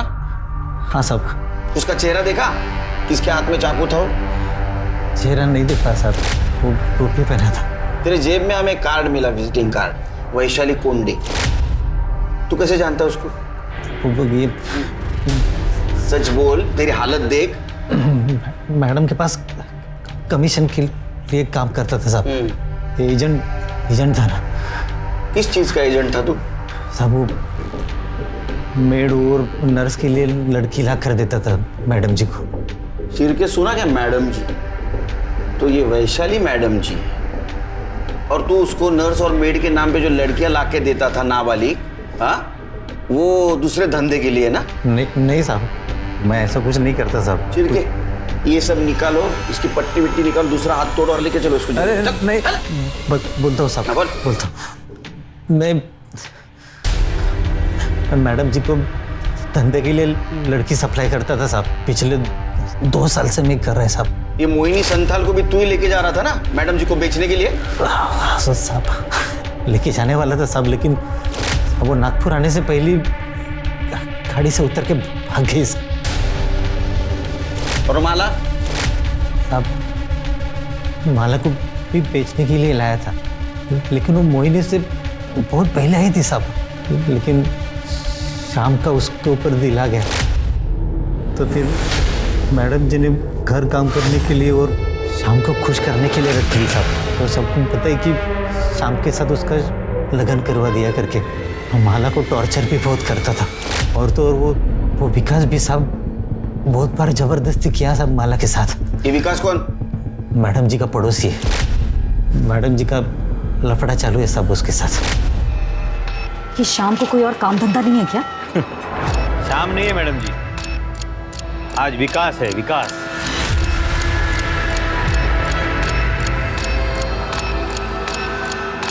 उधर आओ। क्या कर रहे थे अंदर? क्या कर रहा था मतलब? तुम्हें मालूम नहीं मैं क्या कर रहा था? बोला है ना मैंने कि इससे अच्छी लड़की मैं इंतजाम करूंगी तुम्हारे लिए। एक दो बार मैंने भी हाथ धो लिए थे साहब। चुप, उसे रेप कहते, रेप। मालो किसने मारा? सब किसी ने नहीं मारा।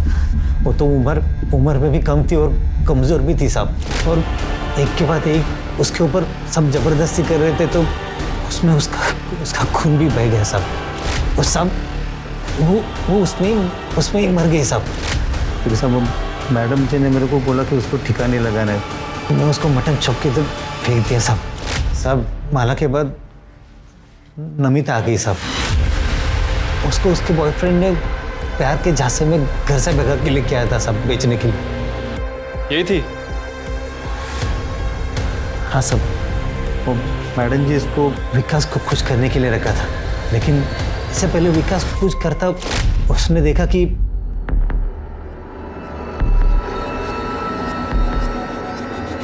तू अंदर क्या कर रहा था? तेरी हिम्मत कैसे हुई मेरे होने वाली बीवी को हाथ लगाने की? होने वाली बीवी है ना, हुई तो नहीं है ना। चल। साले हर बार तेरी मन मर्जी नहीं चलेगी, समझा? दोबारा अगर तूने उसे हाथ लगाया ना तो लगाऊंगा। क्या करेगा बे तू? ये घर मेरा और इस घर की हर चीज मेरी है, समझा? जो करना कर। साले तुझे बहुत चर्बी आई है, हाँ? जान से मार दूंगा। चल। विकास! श्याम! छोड़ो, तुम लोग ये क्या कर रहे हो?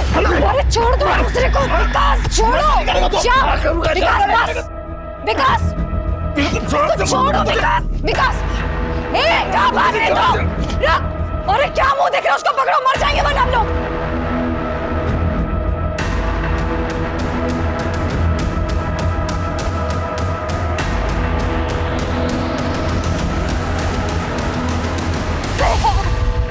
भैया प्लीज बचा लो भैया।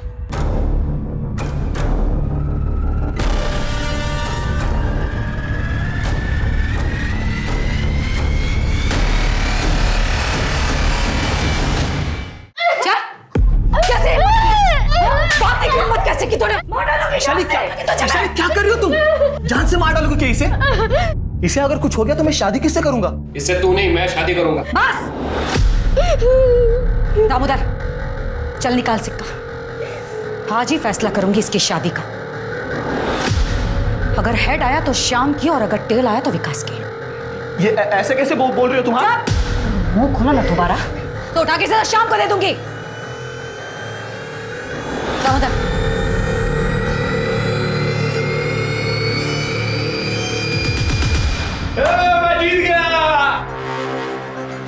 है तो मैं क्या करूँ इसमें? मुझे क्यों देख रहे हो ऐसे?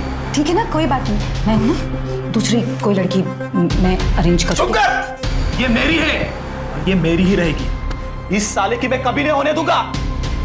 चल।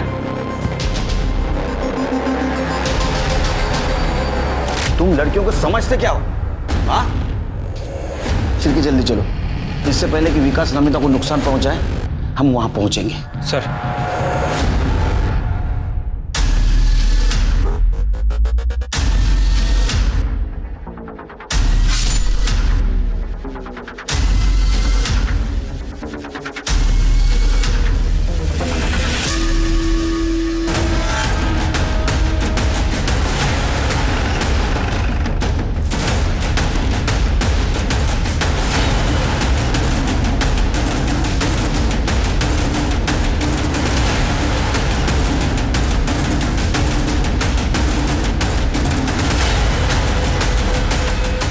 चेक करो।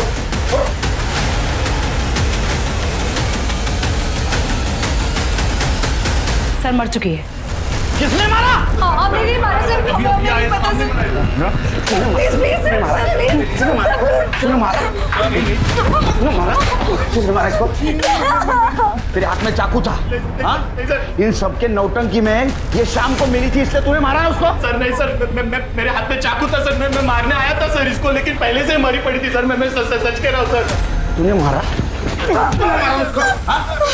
चले पहले तू मजा ले चुका था उसके साथ, तेरे को डर था ये वैशाली इसको विकास को दे देगी, इसलिए तूने मारा ना? नहीं नहीं सर, वैनी ऐसा नहीं कर सकती सर।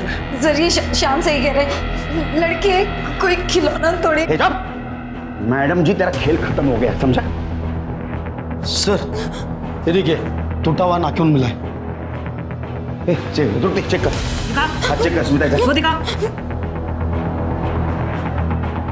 इसका मतलब तुम दोनों के अलावा इस रूम में तीसरी औरत थी। कौन थी? सच्ची कह रही हूँ, मुझे नहीं पता सर। हमने किसी औरत को नहीं देखा सर। चिरके बॉडी को पोस्टमार्टम के लिए भेज दो और ये नाखून डीएनए एनालिसिस को भेज दो और इसके साथ मैच करवा के दो। उनको जेल में लेके जाओ और ऐसा मारो ना बिना हेड टेल किए, सब सच बोलेंगे। चल लेके जाओ इनको। मैंने मर्डर नहीं किया, सच कह रही हूँ मैं। लोगों के घर नर्स और मेड भेज भेज कर उतने पैसे नहीं कमाती थी जिससे घर चले, और ऊपर से क्लाइंट और लड़कियों का पुलिस वेरिफिकेशन का झंझट अलग, और इसमें लड़कियों को बेचती थी तो लाखों रुपए मिलते थे। सर मेरी मजबूरी थी ये करना, क्योंकि मुझे मालूम था कि मेरा पति रमाकांत एक नंबर का निकम्मा है और घर मुझको ही चलाना।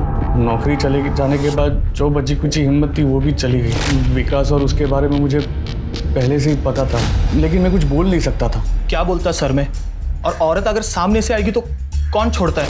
पर सर वो मुझसे उम्र में बड़ी थी, इसलिए घर वालों और सोसाइटी को दिखाने के लिए अपनी उम्र की लड़की से शादी करना मेरी मजबूरी थी। इसलिए वैशाली नमिता को मेरे लिए ढूंढ लाई थी। लेकिन जब मैंने पहली बार नमिता को देखा तो मेरा उस पर दिल आ गया सर, लेकिन उस साले शाम ने सब गड़बड़ कर दी। सर विकास को पता था कि माला मेरी है, फिर वो उससे मजे ले रहा था, और जब मैंने नमिता को हाथ लगाया तो मारने मरने पर उतर आया। वो कह रहा था कि वो मेरी होने वाली बीवी है, शादी करूंगा मैं उससे, जैसे कि उसको पता ही नहीं था कि शादी का सिर्फ नाम है। बहुत शरीफ बनने की कोशिश करता रहे, हमको सब पता है। उन जानवरों में से तू भी एक था ना? नहीं नहीं नहीं नहीं नहीं सर, सच में मैंने कुछ नहीं किया। मैं कसम खाकर कह रहा हूँ, मैंने कुछ नहीं किया। वैशाली तो जिन लड़कियों को लेकर आती थी उन लड़कियों पर मुझे तरस आता था। शुरू शुरू में थोड़ा बुरा लगता था, लेकिन इतना पैसा कमाने लग गई कि हर लड़की देखकर मुझे वो खरीदने और बेचने का सामान ही नजर आती थी। नमिता को किसने बेचा? उसके बॉयफ्रेंड दीपक ने? मुझे नहीं मालूम किसने बेचा, लेकिन इतना मालूम है कि नागपुर से 50 किलोमीटर पहले दामोदर ने उसको दिल्ली के किन्हीं 3 लोगों से खरीदा था मेरे लिए।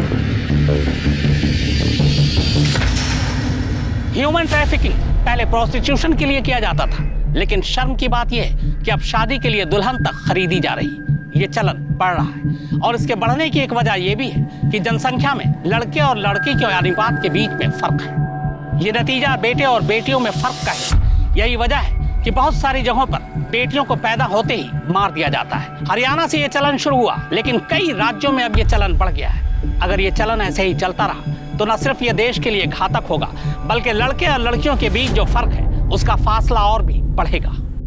सर माला की बॉडी पर बाकी जिन 2 आदमियों के सीमेन मिले थे उनका डीएनए विकास और दामोदर से मैच करता है। वो तो होना ही था शिरकी, क्योंकि दोनों ने कन्फेस भी कर लिया था ना, माला के साथ उन्होंने रेप किया है। सर हॉस्पिटल से फोन आया था, कल रात दामोदर की हॉस्पिटल में मौत हो गई।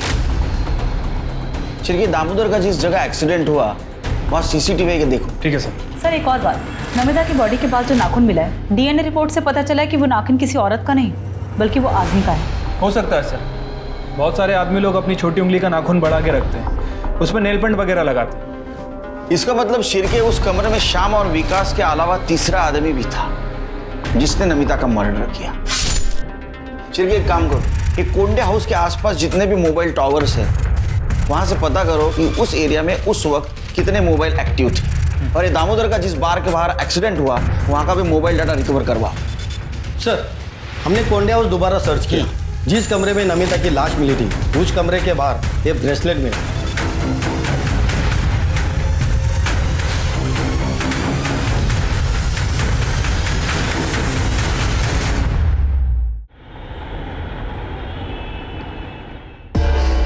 सर मैं सच बोल रहा हूँ, मेरा ब्रेसलेट खो गया था। तू रहता कहाँ है? मैं दिल्ली रहता हूँ सर।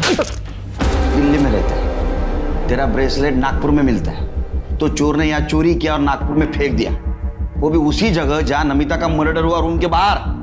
हाँ देख, तेरा मोबाइल लोकेशन भी ना उसके घर के आसपास का दिखा रहा था उस दिन। सच बोले तो हड्डियां तोड़ दूंगा तेरे।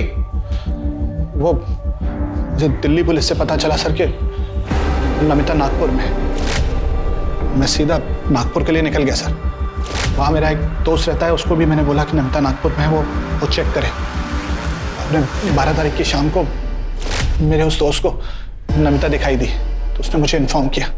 मैं छुपते छुपाते जब वहाँ पहुँचा सर तो मैंने देखा कि नमिता,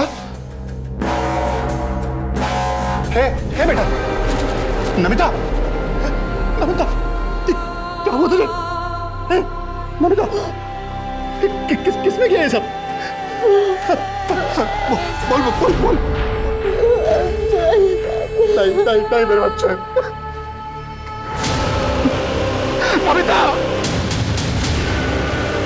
नमिता को उस हालत पे छोड़ के जाना नहीं चाहता था सर, लेकिन मैं बाहर ये देखने के लिए भागा था कि वो आदमी कौन।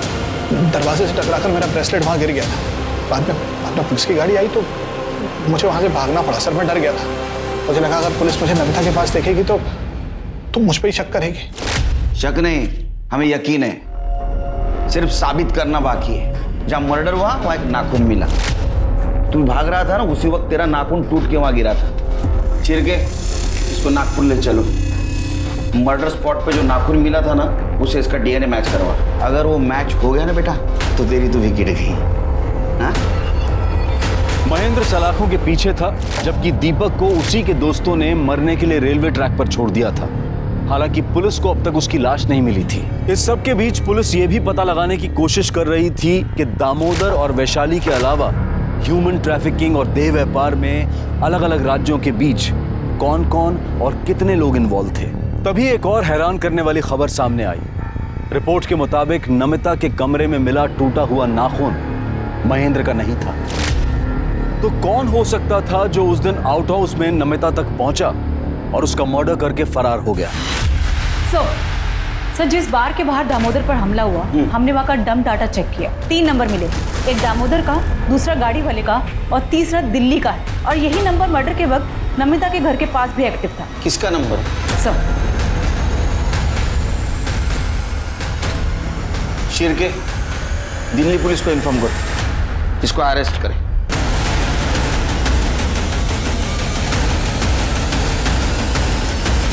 नमिता को बेच के तेरा मन नहीं भरा तो उसको मारने पहुंचा और मार भी दिया। नहीं साहब, ये जो नाखून टूटा है ना, ये मर्डर स्पॉट पे मिला है हमको, समझा? सच बोल। साहब नमिता को हम नहीं बेचे साहब, हम तो उसको बहुत प्यार करते थे। अरे जिंदगी थी वो हमारी, लेकिन हमसे एक गलती हुई साहब कि वो मुकेश जैसे दोस्त पे हम विश्वास कर लिया और उससे मदद मांगे साहब। जिस दिन हमारी शादी थी साहब, वो हमको नशीली चाय पिला के, जाओ दूल्हे राजा को पटरी पर फेंक के आओ, इसके बाद दुल्हन के साथ सुहागरात मनाते हैं। हमको मार के वो अधमरा करके पटरी पे मरने के लिए भेज दिया। साहब वो तो आखिरी वक्त पे एक आदमी ने हमको बचा लिया, और जब हम वापस नमिता को ढूंढने के लिए उस जगह पे पहुंचे तो नमिता कहाँ है? बोल, कहाँ बेचा? बोल। मुझे एड्रेस नहीं पता, लेकिन मैडम किसी आदमी को बेचा है तो उसको मैं जानता हूँ। जब हम नागपुर पहुंचे और दामोदर को फ़ोन किया तो पहले वो हमारा फ़ोन नहीं उठाया, लेकिन बाद में वो हमारा फ़ोन उठाया साहब, और हम उसको झांसा दिए कि हमें लड़की चाहिए। वो बोला लड़की है, फलाना बार में पहुंच जाओ। हम साहब वहाँ पहुँच गए, लेकिन वहाँ देखा तो बहुत सारे लोग थे साहब, लेकिन हमको मुकेश उसका हुलिया बताया था। हम उसको पहचान गए, और जैसे हम चाकू निकाल के उसके गर्दन पे रखे और नमिता के बारे में पूछे, सब वो कुछ बिना बोले ही भागने लग गया वहाँ से और जाके एक गाड़ी से टकरा गया साहब। हम फिर गए उसके पास और चाकू दिखा के फिर नमिता के बारे में पूछे। वो बताया साहब कि नमिता कहाँ है, किस कमरे में, और उस कमरे की चाबी उसके जेब में थी। हम उस जेब से उसकी चाबी निकाल लिए और उसका फ़ोन भी निकाल लिए, और रास्ते में जाके उसका फ़ोन तोड़ के फेंक दिए साहब, ताकि वो हमारे बारे में किसी को इन्फॉर्म ना कर सके। और हम जैसे ही नमिता के पास पहुंचे, नमिता